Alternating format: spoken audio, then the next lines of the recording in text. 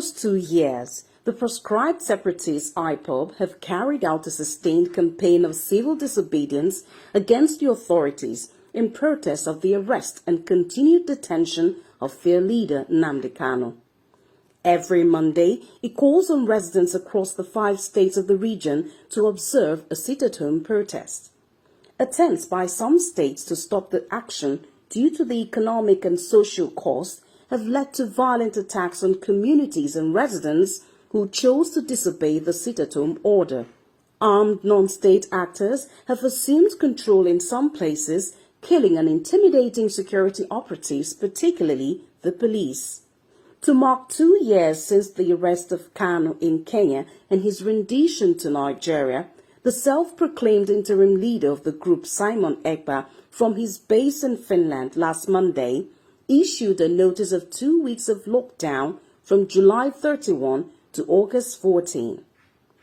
Many residents of the southeast are apprehensive on the effect this will have on their daily lives and businesses. People who engage in buying and selling all the time are made to stay home 5 days in a week, 3 days in a week. For goodness sake, think about how much they are losing in a day. And imagine a couple who are both business people. Even if you're not into business, you will need to buy one thing or the other at one point or another.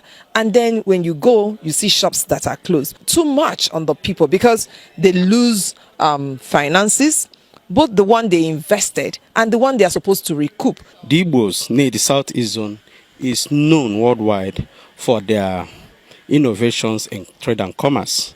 And anything that stops any Igbo man, any Igbo woman from coming out to transact business for the day, that person should be seen as an enemy of the region. The police, which has been a target of the group, seems ready to face it this time. The Nigerian police, we are not folding our arms. As a matter of urgency, the Nigerian police have increased visibility policing.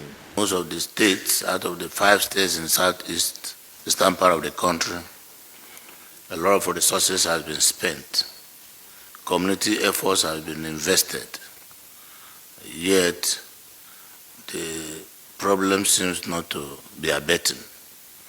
So the leadership of the zone met and agreed that working with the Forum of Governors from Southeast, that we will come to Mr. President to formally request his intervention and additional support from federal government to ensure that there is peace in the southeastern part of the country.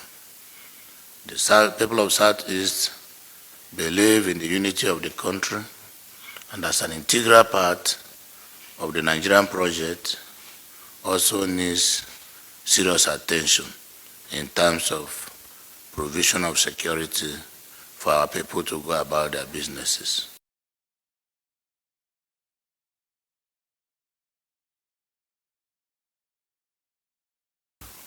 The situation in the Southeast is not as simple as some people think. There is no government directive for sit-at-home, neither local government directive, nor any state, nor the zone. But the situation is that because of the indiscriminate killing of people and the high level of insecurity, our people are so afraid to come out, not only because there is any sit-at-home order, but it's perception management that we are trying to do. So there is too much fear into the people that otherwise how can non-state actors give sit-at-home order and it will be obeyed? People are scared. People are afraid because of what they have seen in the past. So, and nobody wants to die, neither me nor anybody. So that is why the moment federal government comes in to step up